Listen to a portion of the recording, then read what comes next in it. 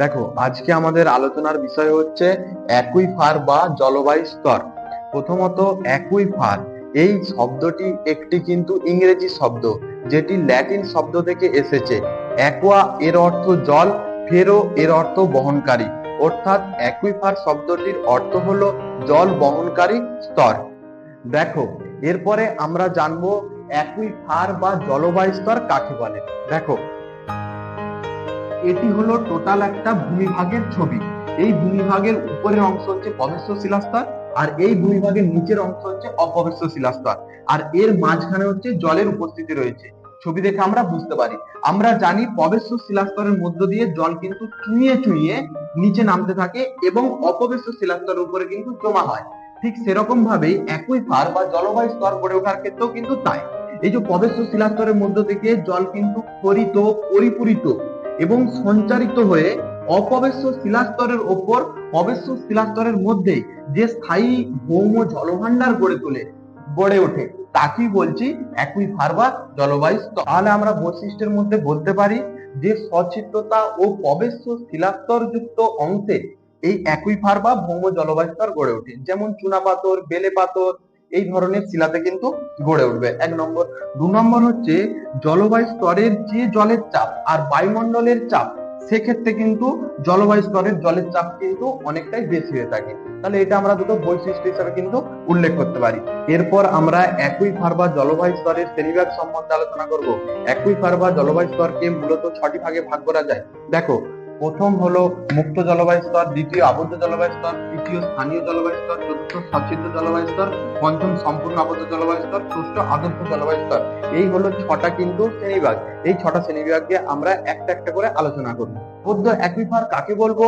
দুটি অপ্রবেশ্য শিলাস্তরের মাঝে প্রবেশ্য শিলাস্তর ভূপৃষ্ঠে এমন ভাবে উন্মুক্ত থাকে যে অর্ধচন্দ্রাকৃতির ন্যায় বৃষ্টির জল বা তুষার গোলা জল এই প্রবেশ্য শিলাস্তরের মধ্যে প্রবেশ করে আবদ্ধ ভাবে থাকে।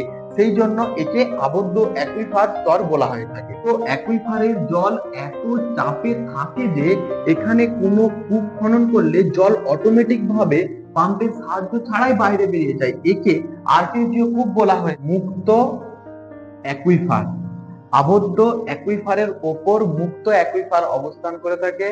মুক্ত অ্যাকুইফার একটি মাত্র অপ্রবেশ্য যে শিলাস্তর রয়েছে, এই শিলাস্তরের ওপর প্রবেশ্য শিলাস্তরের মধ্য থেকে জল যখন নিচে নেমে আসে তখন কিন্তু অবস্থান করে থাকে। আর এই মুক্ত অ্যাকুইফার সবসময়ের জন্য নিচের অংশে যে জলের উপস্থিতি বা সঞ্চয় থাকে তখন সেটাকে সম্পৃক্ত মুক্ত অ্যাকুইফার বলা হয়। আর যে অংশে জল থাকে না সেটাকে অসম্পৃক্ত মুক্ত অ্যাকুইফার বলা হয়ে থাকে।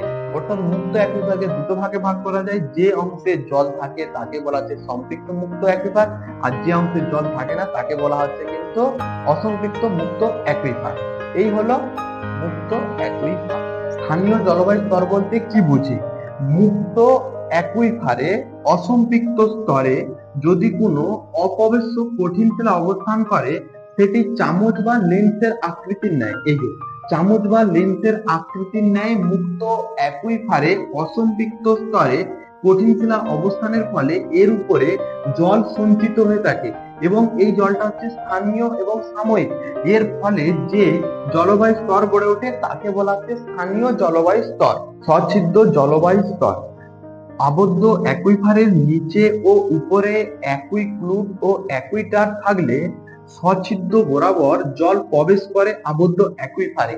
এর ফলে যে জলবায়ু স্তর গড়ে ওঠে তাকে সচ্ছিদ্র জলবায়ু স্তর বলা হয়।